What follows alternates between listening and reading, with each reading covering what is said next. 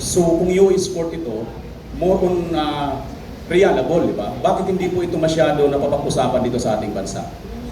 Well, again, because I urge you, traditional media and social media, to band together, and these are the important issues that people must know.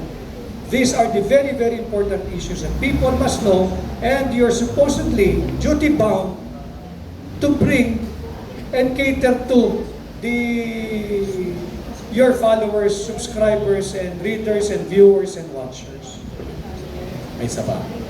Kahapon, may balita pong lumabas. Ano po ang take ninyo rito na ito pong si Mayor Rama ng Cebu, which is supporters ni PRRT? That is too much. That is too much. That is too much. What they did to Mayor Mike Ramos is too much. Ang sinasabi, nepotism. Nakita ko lang, nepotism. Let's talk about nepotism. Nepotism o political dynasty. Eh di mauubos na lahat sila. If the ombudsman is that vigilant, if the ombudsman is this vigilant in running after those who practice, promote, and perpetuate nepotism and political dynasty, busin na niya lahat, ubos yan. Mauubos yan. Don't single out Mike Rama. I'm sure Mike Rama will be able to defend himself ably. But as a Filipino, it's very undemocratic. And ano na ito it's not me and it's not us who first used this term. This term was first used, I believe, by then Senator Jovito Salonga way back in the 60s. May undeclared martial law.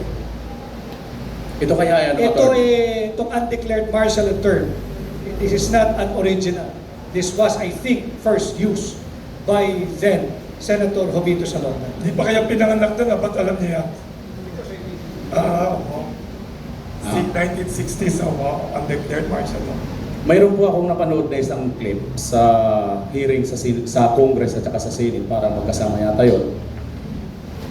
May binabanggit si Attorney Congressman Marcolita na ito pong si Congressman dati, noong panahon na yun, ay isa siyang DSWD Secretary. Nabanggit doon na convicted po ito ng isang kasong libel sa aking pagkakatanda. Mayroon po siyang kasama na convict din, parehas sila sa kasong yun. Ngayon, dumating pong decision, nung nanalo po yung isang kasama niya na yun, na-disqualified po. Bakit dito ngayon kay Erwin Tolpo? Ano po ang ano dito? Pardon me, but I rather not dwell into the question propounded, because I think it's very unfair for me to be talking about people who are not here and essentially giving them a free ride on our forum today. Let them defend themselves or himself in the proper forum, but it's not going to be me. Okay. Siya na po.